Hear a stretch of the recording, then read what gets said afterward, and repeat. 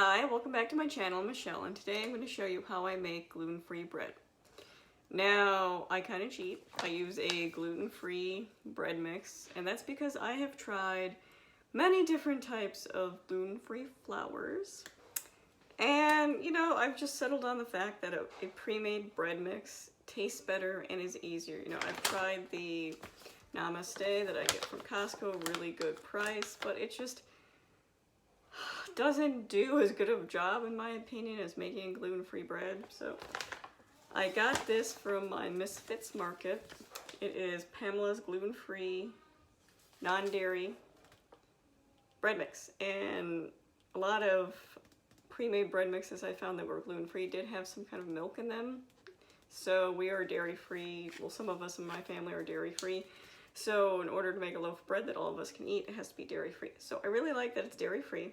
I really like that if you go on their website, it talks about the measures they take to ensure that there's no cross-contamination, and that they separately test their ingredients to make sure that it's below the recommended level of gluten that should be in items. So check that website out. I'll link it down below. But I'm really impressed with their manufacturing practices and how far they go to ensure there's no cross-contamination. So, really enjoy that. And this is one of the few bread mixes I have found that literally makes a full loaf, like a full risen loaf of bread. You know, gluten-free bread is usually smaller because of the lack of gluten. It doesn't rise as well usually.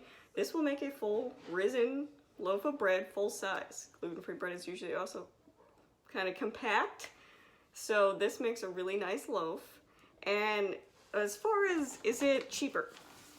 So this single bag will make 1 2-pound loaf of bread. I believe that's what it calls for. You'll see it when I'm done. But it will last us probably 4 or 5 days, if I'm being honest, before we eat it all. So this cost me like $5 for the bag. To buy a gluten-free bread loaf is about $5.50 to $6 at the grocery store. So I mean, technically there is a small amount of savings, but you also have to put in your own egg and oil, and then you have to go through the process of baking it yourself. So I mean, that's up to you to determine if it's worth it. To me it is, because this is much better than any of the pre-made gluten-free bread I have found, and I've tried most of them. So I'm going to show you how I do it, but first let's see what's in the ingredient list.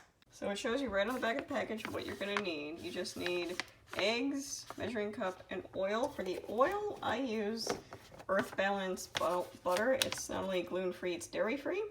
And what I just do is I melt it to equal 1/3 cup. And then I have my eggs. Some tips is, you know, take your eggs out ahead of time so they're room temperature. I find when working with yeast, you want to definitely create a warm environment. You don't want to be adding cold ingredients to it, which is another trick I have. I always stick my oven at the lowest settings. The lowest my oven will go is 170. Then I have a stainless steel KitchenAid mixer bowl here. I will put it right here because right under the vent it obviously gets warm.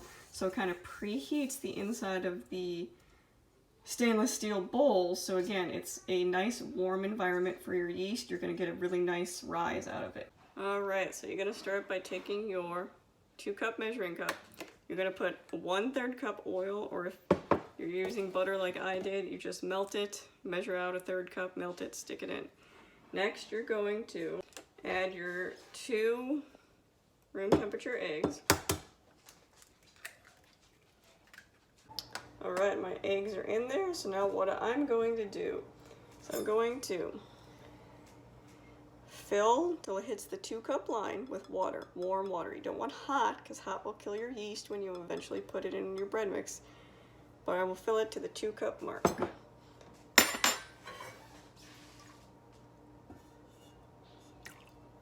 Next, add the bread mix to the bowl, and then add your liquid ingredients. My loaf pan, again, this is just from Walmart. I like that it has the ridges in there, so it makes it really easy to cut the bread. I'm going to take the butter that was on my measuring cup from measuring it out, and I'm just going to grease the pan while that goes. Alright, so it is done. You take it out, it's obviously going to be very sticky. I'll just get out little spatula and work through that. Right, so it is all ready to be put in the greased pan.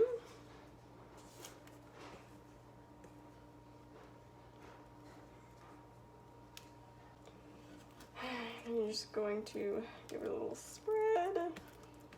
Make sure it's all even. Alright, so it is all nice in my pans. What I'm going to do is I'm going to take a 100% cotton cloth. I'm going to stick this over it. And I'm going to stick it on the warm part of my vent. Alright, so I have it, it's not directly against it, there's some room between it because I don't want it to get too warm, but this will keep the bread warm while it rises. Again, I have it on the lowest setting my oven will go to. And I will let it sit here for an hour to an hour and a half, and I'll show you guys what that looks like. But that is really the bulk of what you'll be doing. That's it. You throw it all in there, you mix it together, you put it in a pan, and you let it sit and rise. The next step after rising will be to bake it. I mean, it does take a little bit more time, but the bread is so much more worth it, trust me. The timer just went off for an hour, so I want to give you guys an idea of what it looks like. So it's got a pretty good rise already. So I'm going to let it sit for another half an hour, and then it'll be time to bake it. It has been an hour and a half, so I'll take this off and show you how it's risen. Again, this is really, really nice for gluten-free bread. So I'm going to stick it in the oven at 350 for about an hour, but I will start checking it at about 50 minutes to see how it is. I just took it out of the oven, so this is for 50 minutes. Looks pretty good. So I will let this rest in the pan for 10 minutes. I'll turn it upside down, take it out, and let it cool. So I just took it out of its pan. You look at it. When I slice it, I will show you guys, and then I'll show you how it looks the next couple days as well. But I will let this cool and fully cool, and then I will stick it in a Ziploc bag to keep it fresh. You never want to put it in the fridge, you'll just dry it out quicker. So Ziploc bag is best. This is the day after I baked it. So again, it's still really soft. It's got a really nice size to it, especially for gluten-free bread. For cutting it, it's actually really easy with the pan I use. I do not make this obviously one piece. I cut this into two.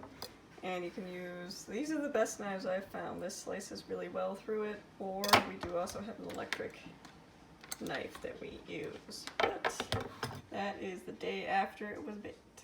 This is day 2.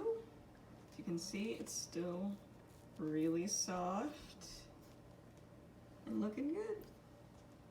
So this is day 3 after baking. Again, it's still pretty soft. This is day 4 of the bread. So I baked this on Saturday. It's now Wednesday night. I just cut some slices up to make homemade garlic bread. I would say day 4 is the first day you're gonna start, like it's still soft, but it's definitely starting to get a little harder. This is what I would say most store-bought gluten-free bread comes as soon as you get it. It's already a little on the tougher side, but this again is day 4, and this is the first time it's starting to show a little bit of that, but it's still really good. I'm gonna use it for our garlic bread tonight. Today is day 5. I made this on Saturday, and it is now Thursday, and it's definitely becoming a little bit more stale and crumbly. What I will do for a sandwich today is I will lightly toast it, and that will help it get together, but it will definitely come apart a little easier, as you can see, on this day. So it will probably make it till tomorrow when I make the last of our sandwiches. Today is day 6 of the bread. It is Friday, and I made this last Saturday. It is definitely crumbly, so it would only be good now for toast, or what I did was make some grilled cheese. Still worked really well. But that is a full week of gluten-free bread. Thanks for watching.